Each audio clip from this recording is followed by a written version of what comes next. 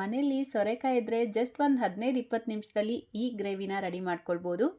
ಆಂಧ್ರ ಸ್ಟೈಲ್ನಲ್ಲಿ ಸಖತ್ spicy and tasty ಆಗಿರುವಂಥ ಈ ಸೋರೆಕಾಯಿ ಪಪ್ಪು ಬಿಸಿ ಬಿಸಿ ಅನ್ನದ ಜೊತೆಗೆ ಒಂಚೂರು ತುಪ್ಪ ಹಾಕ್ಕೊಂಡು ತಿಂದರೆ ಅಂತೂ ಸಖತ್ತಾಗಿರುತ್ತೆ.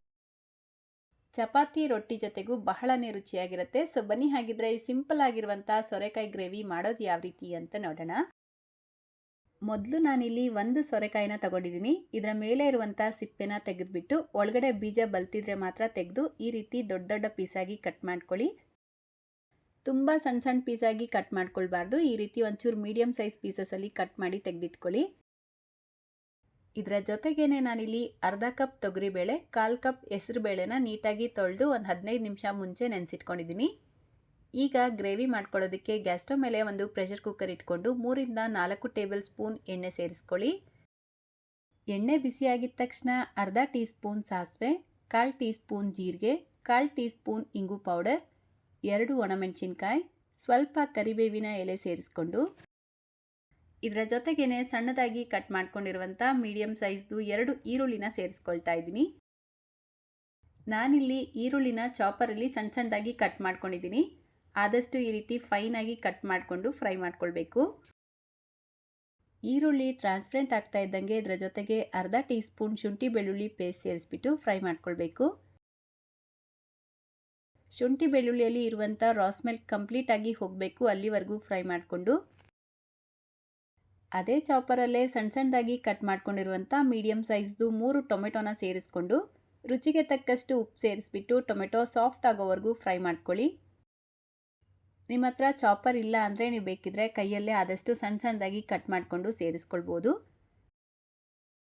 ನೋಡಿ, ಒಂದು 3-4 ನಿಮಿಷಕ್ಕೆ ನಾವು ಸೇರಿಸ್ಕೊಂಡಿರುವಂಥ ಟೊಮೆಟೊ ಸಾಫ್ಟ್ ಆಗಿರುತ್ತೆ. ಈಗ ಗ್ಯಾಸ್ ಫ್ಲೇಮ್ನ ಕಡಿಮೆ ಮಾಡಿಕೊಂಡು 1 ಟೀ ಸ್ಪೂನ್ ಅಚ್ಕಾರದ ಪುಡಿ, 1 ಟೀ ಸ್ಪೂನ್ ಧನಿಯಾ ಪುಡಿ, 1/4 ಟೀ ಸ್ಪೂನ್ ಅರಿಶಿನ, 1/4 ಟೀ ಸ್ಪೂನ್ ಗರಂ ಮಸಾಲ ಸೇರಿಸ್ಕೊಂಡು ಮಿಕ್ಸ್ ಮಾಡ್ಕೊಳ್ಬೇಕು. ನಾನಿಲ್ಲಿ ಮನೆಯಲ್ಲೇ ಮಾಡಿರುವಂಥ ಗರಂ ಮಸಾಲ ಅಚ್ಕಾರದ ಪುಡಿನ ಉಪಯೋಗಿಸಿದ್ದೀನಿ. ನೋಡಿ, ಈ ರೀತಿ ಮಿಕ್ಸ್ ಮಾಡಿಕೊಂಡು ಈಗ ಇದಕ್ಕೆ ಸೋರೆಕಾಯಿನ ಸೇರಿಸ್ಕೊಂಡು ಮಿಕ್ಸ್ ಮಾಡ್ಕೊಳ್ಬೇಕು. ಈ ಮಸಾಲೆ ಜೊತೆಗೇ ಸೋರೆಕಾಯಿನ ಸೇರಿಸ್ಕೊಂಡು ಒಂದು 2 ನಿಮಿಷ ಆದರೂ ಫ್ರೈ ಮಾಡ್ಕೊಳ್ಳಿ. ನೋಡಿ, ಈ ರೀತಿ ಫ್ರೈ ಮಾಡಿಕೊಂಡು ಈಗ ಇದಕ್ಕೆ 15 ನಿಮಿಷ ಮುಂಚೆ ನೆನೆಸಿಟ್ಕೊಂಡಿರುವಂಥ ತೊಗರಿಬೇಳೆ ಮತ್ತು ಹೆಸರುಬೇಳೆನ ಸೇರಿಸ್ಕೊಂಡು 1 ಕಪ್ ನೀರು ಸೇರಿಸ್ಕೊಂಡು ಮಿಕ್ಸ್ ಮಾಡ್ಕೊಳ್ಳಿ. ಈ ಗ್ರೇವಿ ಸ್ವಲ್ಪ ಗಟ್ಟಿಯಾಗೆ ಮಾಡ್ಕೊಳ್ಬೇಕು. ತೀರಾ ತೆಳುವಾಗಿ ಮಾಡಿಕೊಂಡ್ರೆ ಸಾಂಬಾರು ಆಗಿಬಿಡತ್ತೆ. ಸೊ ಒಂಚೂರು ನೀರು ಕಡಿಮೆನೇ ಸೇರಿಸ್ಕೊಳ್ಬೇಕು, ಆವಾಗಲೇ ಈ ಗ್ರೇವಿ ಚೆನ್ನಾಗಿರೋದು. ಈಗ ಒಂದ್ಸಲ ಟೇಸ್ಟ್ ಚೆಕ್ ಮಾಡಿಬಿಟ್ಟು ಉಪ್ಪು ಖಾರ ಕಡಿಮೆ ಇದ್ದರೆ ಸೇರಿಸ್ಕೊಂಡು ಲಿಡ್ನ ಕ್ಲೋಸ್ ಮಾಡಿ ಹೈ ಫ್ಲೇಮಲ್ಲೇ 4 ವಿಷಲ್ ಕೂಗಿಸ್ಕೊಳ್ಬೇಕು. ಕರೆಕ್ಟಾಗಿ 4 ವಿಷಲ್ ಕೂಗಿಸ್ಕೊಂಡು ಪ್ರೆಷರ್ ಪೂರ್ತಿಯಾಗಿ ರಿಲೀಸ್ ಆದಮೇಲೆ ಲಿಡ್ ಓಪನ್ ಮಾಡಿಕೊಂಡ್ರೆ ನಾವು ಸೇರಿಸ್ಕೊಂಡಿರುವಂಥ ಬೇಳೆ ಕಾಯಿ ಎಲ್ಲ ಬೆಂದಿರುತ್ತೆ. ಇವಾಗ ನೋಡಿದ್ರೇ ನಿಮಗೆ ಗೊತ್ತಾಗ್ತಾ ಇರ್ಬೋದು ಸೋರೆಕಾಯಿ ಸ್ಮ್ಯಾಶ್ ಆಗಿಲ್ಲ, ಬೇಳೆ ಚೆನ್ನಾಗಿ ಬೆಂದಿದೆ. ಸೊ ಒಂದು ಸೌಟಿಂದ ಈ ಬೇಳೆನ ಮಾತ್ರ ಮಿಕ್ಸ್ ಮಾಡ್ಕೊಳ್ತಾ ಸ್ಮ್ಯಾಶ್ ಮಾಡ್ಕೊಳ್ಳಿ. ಸೊ ನೋಡ್ತಾ ಇದ್ದೀರಲ್ವಾ, ಬೇಳೆ ಎಲ್ಲ ಈ ರೀತಿ ಸ್ಮ್ಯಾಶ್ ಮಾಡಿಕೊಂಡ್ರೆ ತುಂಬಾ ರುಚಿಯಾಗಿರುವಂಥ ಸೋರೆಕಾಯಿ ಗ್ರೇವಿ ಅಥವಾ ಸೋರೆಕಾಯಿ ಪಪ್ಪು ರೆಡಿಯಾಗತ್ತೆ. ನಾನು ಆಗಲೇ ತಿಳಿಸ್ದಾಗೆ ಬಿಸಿ ಬಿಸಿ ಅನ್ನದ ಜೊತೆಗೆ ಒಂಚೂರು ತುಪ್ಪ ಹಾಕ್ಕೊಂಡು ತಿಂದರೆ ಅಂತೂ ಸಖತ್ ಟೇಸ್ಟಿಯಾಗಿರುತ್ತೆ. ಚಪಾತಿ ರೊಟ್ಟಿ ಜೊತೆಗೂ ನೀವು ಟ್ರೈ ಮಾಡ್ಬೋದು.